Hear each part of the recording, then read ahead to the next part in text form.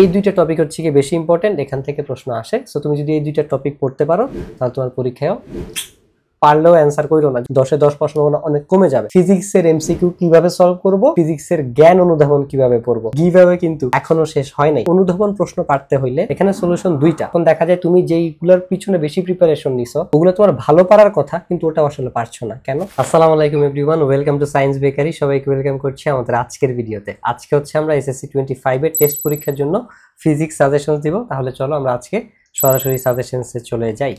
So এইখানে আমরা শুরুতে জানবো যে অধ্যায়গুলো আমাদেরকে পড়তে হবে। তো এখানে আমি একটু প্রশ্ন কিভাবে আসে সেটা তোমাদেরকে বলে দিই। দেখো, এইখানে প্রথম অধ্যায় থেকে প্রশ্ন ইন্ডিভিজুয়ালি খুব একটা রেয়ারলি আসে না যে তা না, মানে রেয়ারলি আসে না বলতে রেয়ারলি আসে ইন্ডিভিজুয়াল প্রশ্ন, কিন্তু তোমার এটা সম্ভাবনা খুবই কম। কিন্তু অধ্যায় 1 থেকে কিন্তু প্রশ্ন হয়, এমন না যে এটা পুরোপুরিভাবে বাদ যাবে। আর রুপিয়াল সাবজেক্টের ক্ষেত্রে তোমার একটা ঝামেলা সেটা হচ্ছে যে এখানে কোনো চ্যাপ্টারই আসলে মানে ইগনোরেন্স খায় না। সেটা এমসিকিউর মাধ্যমে হোক কাজে লাগে, সেটা জ্ঞান অনুধাবনের মাধ্যমে হোক কাজে লাগে। আর ফিজিক্সে মানে কম্পারেটিভলি বায়োলজির কেমিস্ট্রির তুলনায় তোমার মিক্সড প্রশ্ন একটু কম হয়, এই জন্য মোটামুটি এখানে একটু ভালো রকমের সুবিধা পাওয়া যায়। মানে ফিজিক্সের দুর্বলতার কারণগুলো আসলে অন্যটা। সো ওইটা নিয়ে ভিডিও চলে, সেটা কমেন্ট বক্সে জানাইতে পারো যে কেন আসলে প্রবলেমগুলো হয়, বা কারণ এটা তোমাকে ব্যাখ্যা দিতে হবে প্রবলেমের কারণ এবং সমাধান দিতে। তো সেটা আলাদা টপিকে ভিডিও বানানো যাবে। আজকে যেহেতু আমরা শুধুমাত্র সাজেশন দিচ্ছি ভাই, ওই কথাগুলো আসলে বলি। সো অধ্যায় 2 একটা ইম্পর্টেন্ট চ্যাপ্টার, অধ্যায় 3 ইম্পর্টেন্ট চ্যাপ্টার, অধ্যায় 4 ইম্পর্টেন্ট চ্যাপ্টার, অধ্যায় 5 থেকেও মানে 5 মোটামুটি ইম্পর্টেন্ট তুমি ধরতে পারো, এখান থেকেও প্রশ্ন হয়। কিন্তু অধ্যায় 1 এর সাথে 5 এর মিক্সড হওয়ার সম্ভাবনা অনেক বেশি থাকে। কারণ অধ্যায় 1 এ আমরা আয়তন নির্ণয় করা শিখি, দৈর্ঘ্য নির্ণয় করা শিখি। এই আয়তন নির্ণয় করাটা আবার আমার 5 এর ঘনত্বের সাথে রিলেটেড থাকে। এই জন্য তুমি যদি অধ্যায় 1 পড়ো, তুমি শিওর থাকবা তোমার যদি 5 পড়া না হয় যে আমার আসলে একটা সৃজনশীল আমি এখান থেকে কমন নাও পেতে পারি। কারণ আমি 1 আর 5 মিলে আসলে হিসাবে একটা অধ্যায়। তুমি যদি সিকিউর কথা চিন্তা করো তাহলে সেটা, কারণ এখানে 14টা থেকে আমার আসলে 8টা প্রশ্ন আসবে 14টা চ্যাপ্টার থেকে।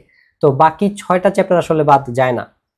আমরা এর আগেও দেখেছিলাম যে অধ্যায় 2, 3, 4 এগুলো থেকে 3টে ইন্ডিভিজুয়াল কোশ্চেন হওয়ার কথা, বাট কোশ্চেন হয় আসলে 2টা। তো সামহাউ হয়তো বা 2, 3 মিক্সড হয়। তো এই জন্য 2, 3, 4 থেকে প্রশ্ন হবেই। সো তুমি যদি পড়তে চাও শুরুর 5টা চ্যাপ্টার পড়তে পারো, এবং বায়োলজির ক্ষেত্রেও সেম, শুরুর দিকের চ্যাপ্টারগুলো অনেক ইম্পর্টেন্ট থাকে, কেমিস্ট্রির ক্ষেত্রেও কিন্তু সেম। সো এই জিনিসগুলো আমাদেরকে মাথায় রাখতে হবে। বাট এখান থেকে আমি আসলে সবাইকে 2, 3, 4 মাস্ট বি পড়তে বলি। সো তোমাদেরকেও বলবো। এরপরে তুমি অধ্যায় 6 মোটামুটি লেস ইম্পর্টেন্ট, শর্ট সিলেবাসে এটা ছিল না, ফুল সিলেবাস এখান থেকে যে প্রশ্ন হয় না তা না। অধ্যায় 6 থেকে কিন্তু প্রশ্ন হলে ইন্ডিভিজুয়াল প্রশ্ন হবে, ঠিক আছে? অর্থাৎ গোটা একটা প্রশ্ন হওয়ার সম্ভাবনা অনেক বেশি। তারপর অধ্যায় 7 থেকেও সেম, 7-এর সাথে এখানে মিক্সড হওয়ার সম্ভাবনাও একটু কম থাকে। 7 থেকেও প্রশ্ন হইলে মোটামুটি ইন্ডিভিজুয়াল প্রশ্ন হয়, এবং 7ও কিন্তু মোটামুটি একটা মানে মোটামুটি না ইম্পর্টেন্ট চ্যাপ্টারই। এবং 8, 9 ইম্পর্টেন্ট চ্যাপ্টার। তুলনামূলকভাবে 8টা একটু কঠিন, কারণ প্রশ্নের টাইপ বেশি গুরুত্বপূর্ণ।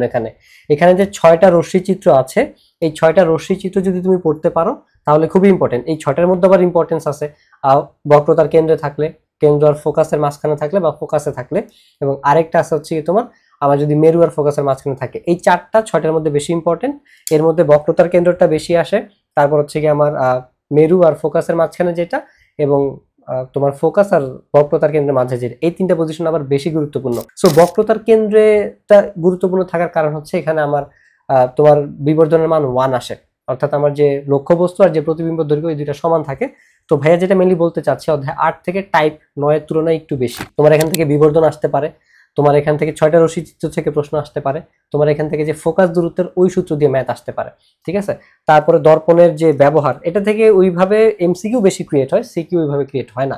কিন্তু আমরা যদি অধ্যায় 9 এর কথা চিন্তা করি, একটা জায়গা বাই মাস্ট, সেটা হচ্ছে আমার ফোকাস মানে ক্ষমতা। ফোকাস দূরত্ব দিয়ে আসলে ক্ষমতা বের করতে হয়, লেন্সের এই ক্ষমতা আর চোখের যে সমস্যা, চোখের ত্রুটি। তো এই দুইটা টপিক হচ্ছে কি বেশি ইম্পর্টেন্ট, এখান থেকে প্রশ্ন আসে। সো তুমি যদি এই দুইটা টপিক পড়তে পারো তাহলে তোমার পরীক্ষায়ও। আর এখানে অধ্যায় 8 আর 9 মিক্সড হয়ে প্রশ্ন আসে। তো 8 এর সাথে যদি 9 মিক্সড হয়, তুমি শিওর থাকো ভাইয়া যে দুইটা টপিক বলছি এই দুইটা টপিকে আসবে। সো 9 যদি ইন্ডিভিজুয়াল কোশ্চেনও হয়, লেন্স থেকে খুব বেশি প্রশ্ন আসে না, এটা তুমি নিজেও টেস্ট পেপারে দেখতে পাবা। সো তুমি যদি 8 মানে 9 থেকে এই দুইটা টপিক পড়তে পারো, ক্ষমতা আর হচ্ছে কি আমার এই চোখের যে সমস্যা, ত্রুটি সমস্যা, এনাফ। 8 এর সাথে মিক্সড হয়ে আসলেও পারবা, ইন্ডিভিজুয়ালি হয়ে আসলেও পারবা। এক্ষেত্রে উদ্দীপকে কারো একজনের সমস্যা দিয়ে দেয়, সেটা পড়তে হয়। তারপরে অধ্যায় 10, 11-র সাথে মিক্সড হওয়ার সম্ভাবনা একটু কম, কারণ 11 থেকে তোমার একদম ইন্ডিভিজুয়াল সিকিউ তৈরি হয়। তো ওই হিসেবে চ্যাপ্টার 11 ইম্পর্টেন্ট, 11, 12, 13, 14 এগুলোর কোনো মানে ঠিক ঠিকানা নাই। তবে 12, 13, 14 এই তিনটা চ্যাপ্টার থেকে একটা সিকিউ কিন্তু থাকেই, ঠিক আছে? সেটা হোক 12, 13 মিক্সড হয়ে আসছে, 10, 12 মিক্সড হয়ে আসছে, অথবা 13, 14 মিক্সড হয়ে আসছে। সো 1 থেকে 1.5টা সিকিউ মোটামুটি লাস্টের দিকে রেগুলার থেকে থাকে। তো 13, 14 নর্মালি কেউ পড়ে না, আমিও তোমাদেরকে বলবো তোমরা 13, 14 থেকে সিকিউ অ্যান্সার করার টেন্ডেন্সি বা মানসিকতা রাখো না, পারলেও অ্যান্সার করো না যদি কমফর্টেবলি অন্যগুলো ভালো পারো। কারণ এখান দিয়ে লেখার বিষয় তো একটু থেকে একটু ভুল হলে কিন্তু তোমার আসলে 10-এ 10 সম্ভাবনা, মানে 10-এ 10 পাওয়ার সম্ভাবনা অনেক কমে যাবে। তো ওই জায়গাটা থেকে ভাইয়া বলবো 13, 14 সিকিউ আনসার করার জন্য তোমাদের প্রেফারেন্সে রাখবে না, ঠিক আছে? তো আমরা যদি মাস্ট রিড চ্যাপ্টারগুলো দেখি তাহলে আমরা দেখতে পাচ্ছি অধ্যায় 1, 2, 3, 4, 5, 7, 8, 9, 11 এই কয়টা তোমাকে অবশ্যই পড়তে হবে। এর মধ্যে তুমি যদি ফাঁকিবাজি করতে চাও তাহলে ভাই অধ্যায় 1 আর 5 তুমি এখান থেকে এলিমিনেট করতে পারো, অথবা হচ্ছে গিয়ে যে কোনো একটা চ্যাপ্টার এখান থেকে পড়তে পারো, ঠিক আছে? বাকি 6টা থেকে পড়লে এখান থেকে তোমার আমি বলবো না 5টা শিওর কমন পাবা, 4টা শিওর ইনশাল্লাহ এখান থেকে তুমি কমন পাবে। এরপরও যদি তুমি রিস্ক অ্যাভয়েড করতে চাও 10, 12 পড়ে রাখতে পারো, ওকে? বা তুমি চাইলে চ্যাপ্টার 6ও পড়তে পারো। কথা হচ্ছে ভাই এখানে তোমাকে ভাইয়া যেটা বললাম যে মাস্ট রিড এই চ্যাপ্টারগুলো পড়ার পরে এরপরে তুমি অন্য যে কোনো 2টা চ্যাপ্টার পড়লে একদম রিস্ক ফ্রি, এবং সেটা 10, 12 হইতে পারে, 6, 12 হইতে পারে, তোমার প্রেফারেন্সের অন্য যে কোনো 2টা চ্যাপ্টার হতে পারে। বাট ভাইয়া যেগুলোকে মাস্ট রিড বলেছি 1 থেকে 5, 7, 8, 9, 11 এনাফ ফর ইউ, তুমি এখান থেকেই 5টা ইনশাল্লাহ কমন পেয়ে যাবে। বাট এরপরে ঝামেলা থাকে যে ভাইয়া ফিজিক্সের এমসিকিউ কিভাবে সলভ করব, ফিজিক্সের জ্ঞান অনুধাবন কিভাবে পড়বো। কারণ তোমার নাম্বার কাটা কিন্তু অঙ্কে যাবে না, অঙ্ক মোটামুটি আমরা সবাই পারি। ফিজিক্সের সবচেয়ে বেশি নাম্বার কাটা যায় অনুধাবন প্রশ্নে আর হচ্ছে এমসিকিউতে। তাহলে এইটার সমাধানটা কি হতে পারে আমরা একটু সেটা জেনে নিই। দেখো, তার আগে তোমাদেরকে আমি একটা কথা বলি যে আমাদের অলরেডি ভাইয়া কথা দিলে কথা রাখি। আমি বলছিলাম যে যদি কমেন্টে তোমরা নোটস নিয়ে আলাদা ভিডিও চাও, আমি নোট নিয়ে আলাদা ভিডিও দিয়েছি। আমি বলেছিলাম যে যদি তোমরা সাজেশনসের ভিডিও চাও, তোমরা সাজেশনস চেয়েছো, আমি সাজেশনসের ভিডিও বানানো স্টার্ট করেছি। আমি বলেছিলাম আমাদের টেলিগ্রামে যদি 300 মেম্বার হয় তাহলে মেন্টরশিপের ফার্স্ট লাইভের যে রেকর্ডিং সেটা তোমাদেরকে ফ্রিতে দিয়ে দিব। তো ওইখানে সাবজেক্ট ওয়াইজ কিভাবে প্ল্যান করতে হয় ভাইয়া ওইটা নিয়ে ওদেরকে শিখিয়েছিলাম। তো সেটা লাইভ মানে রেকর্ডেড লাইভটা আমরা অলরেডি টেলিগ্রাম গ্রুপে দিয়েছি। তারপরে বলেছি যে 400 মেম্বার হলে ফিজিক্সের দাগানো টেস্ট পেপার ফ্রিতে দিয়ে দিব। তো ফিজিক্সের দাগানো টেস্ট পেপার যদি তোমরা ফ্রিতে পেতে চাও তাহলে টেলিগ্রাম গ্রুপে জয়েন করতে হবে। আর মাত্র 75 মেম্বার দরকার, এখন পর্যন্ত মেম্বার হচ্ছে 325 জন। এবং 500 মেম্বার হলে আমরা মেন্টরশিপের যে আরেকটা লাইভ আমরা গতকালকে নিয়েছিলাম সেটা হচ্ছে যে 20 দিনে কিভাবে টেস্ট পরীক্ষার জন্য প্রিপারেশন নিতে পারি, অর্থাৎ যে কয়দিন সময় আছে এই কয়দিন আমাদের আসলে কিভাবে পড়া উচিত সেটাও আমি বলে দিয়েছি গতকালকের লাইভে। তো তোমরা যদি সেই রেকর্ডিংটা চাও সেটাও ভাইয়া ফ্রিতে দিয়ে দিব যদি 500 মেম্বার টেলিগ্রামে হয়, এবং এগুলো টেলিগ্রাম গ্রুপেই দিব। 600 মেম্বার হলে ইংরেজি দ্বিতীয় পত্রের সাজেশনস অর্থাৎ রাইটিং পার্টের সাজেশনস ফ্রিতে দিয়ে দিব। 700 মেম্বার হলে টেলিগ্রাম মেম্বারদের জন্য আমাদের স্পেশাল ডিসকাউন্ট থাকবে কোর্সের প্রাইসে, এবং বাংলা দ্বিতীয় পত্রের রিটেন সাজেশনস ফ্রিতে দিয়ে দিব। 800 মেম্বার হলে কেমিস্ট্রি দাগানো টেস্ট পেপার এবং জেনারেল ম্যাথ দাগানো টেস্ট পেপার দিয়ে দিব। 900 মেম্বার হইলে হায়ার ম্যাথ, 1000 মেম্বার হইলে আমরা অনেকগুলা কোর্স ফ্রিতে দিতে পারি। আচ্ছা, তোমাদেরকে একটা অ্যানাউন্সমেন্ট দেওয়া হয় নাই, সেটা হচ্ছে যে আমরা যে গিভ অ্যাওয়ে করছি তোমরা কি খেয়াল করছো?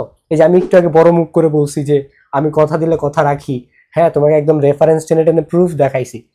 তোমরা এটা কয়জনে ধরতে পারছো? আমরা বলছিলাম যে 10 জনকে আমরা গিভ অ্যাওয়েতে ফ্রি কোর্স দিব, আমরা দিছি মাত্র 3 জনকে। We are looking for next 7 members যাদেরকে আমরা ফ্রিতে কোর্স দিব।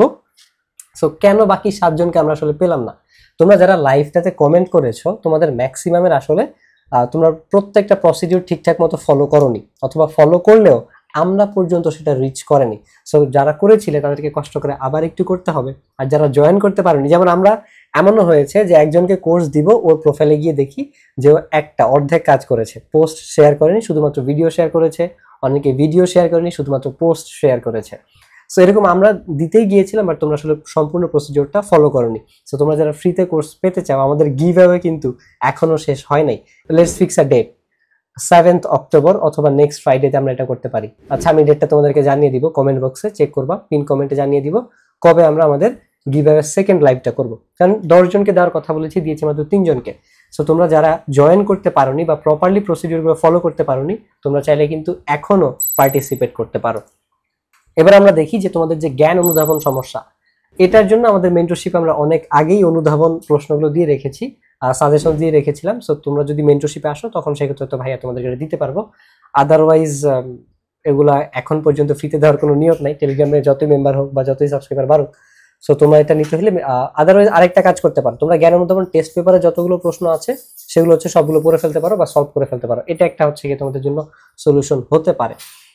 তারপরে এখানে ঝামেলা যেটা, অনুধাবন প্রশ্ন পারতে হইলে মানে গ্রুপিয়াল সাবজেক্টগুলো ফিজিক্স বলো কেমিস্ট্রি বলো, এখানে সলিউশন দুইটা। এক, তোমার সবগুলো মুখস্থ করতে হবে, না হলে যে পড়াগুলো পড়ছো সেগুলো একটু মনোযোগ দিয়ে বুঝে পড়তে হবে। আমি এটা একটা উদাহরণ দিয়ে বুঝিয়েছিলাম কোন একটা ভিডিওতে, যে আমরা কনসেপ্ট বুঝি না, এই জন্য অনুধাবনগুলো বুঝতে সমস্যা হয়। আবার আমাদের এগুলো হচ্ছে গাইডে বা টেস্ট পেপারে রাইটিং প্যাটার্নও ঠিক থাকে না, দেখা যায় এক প্যারায় ব্যাখ্যা দিয়ে শেষ করে দেয়, লিখতে হয় 2 প্যারায় নর্মালি। তবে সায়েন্সের গুলোতে খুব একটা প্রবলেম হয় না, জেনারেল সাবজেক্টগুলোতে এই রুলসটা ফলো করতে হয় আমাদেরকে। এবার হচ্ছে গিয়ে এমসিকিউটা কিভাবে পড়বো। সো এমসিকিউ যদি আলাদাভাবে প্রিপারেশন নিতে হয়, আমি এটা প্রত্যেকটা ভিডিওতেই মোটামুটি বলি যে সিকিউ এবং এমসিকিউ প্রশ্ন প্যাটার্ন আলাদা, প্রশ্ন টাইপ আলাদা, আমাকে আসলে আলাদাভাবে প্রিপারেশন নিতেই হবে।